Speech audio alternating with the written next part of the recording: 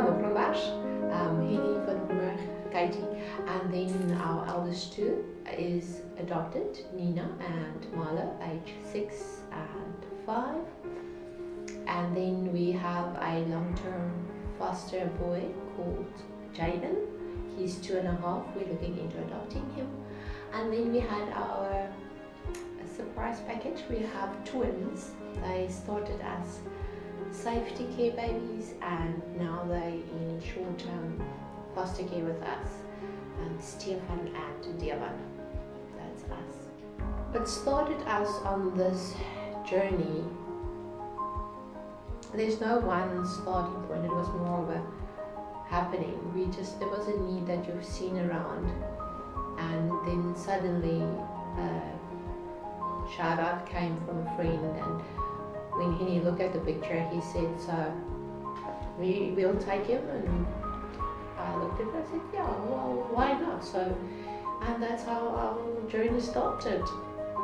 When we talk about foster, we have to bring the whole adoption world also into this, because to us, like I said, there's no difference. I mean, the foster kids are our kids as much as our adopted kids are our kids. And to me, I think the most amazing thing was thinking back of Nina, our eldest, and Milo, both of them, the adopted. And now looking at Jaden and the other two, okay, well, the other two's too young still, but looking at where they were when we got him at 9 months and 1 year. Looking at them now, of course, of his two different children. But besides that, I cannot stop thinking about it. Nina would have been this little girl in her underwear, in the dust road, somewhere with running noses and whatnot, a typical African, you know, like the picture you see on all the posters everywhere in the world. That would have been Nina. No air treatment, nothing. That would have been her. 2 hours from nowhere.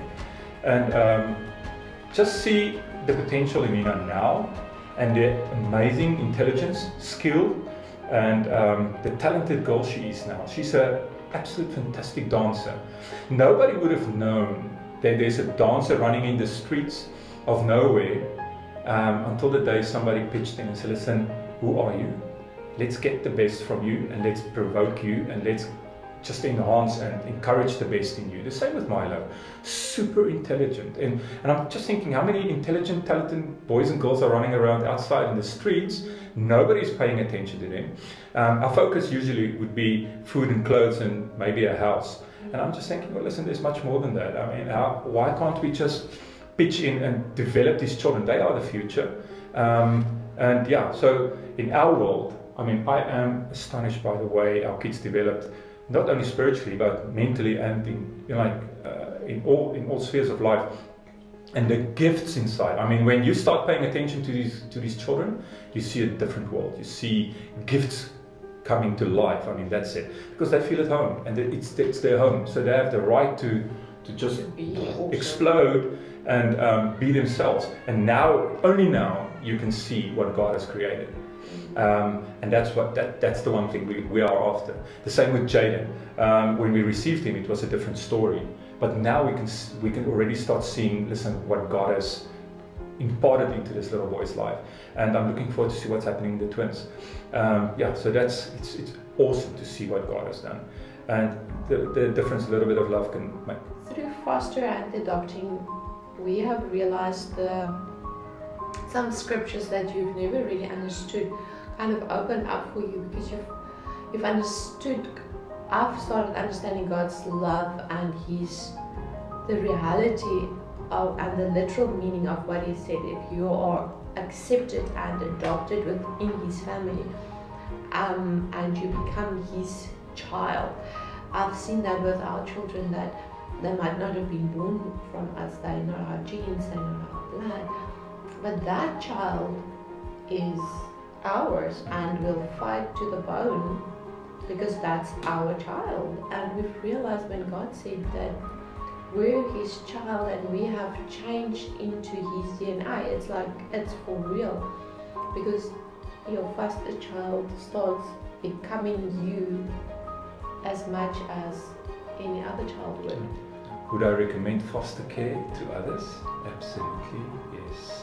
To me, we are both sold out. If I had a bigger house, I would have taken every single child. I think that's not because I feel sorry. I think it's very important. I don't feel sorry for the children we foster or the dog. It's not a matter of, oh, shame the poor child. No, it's more than that.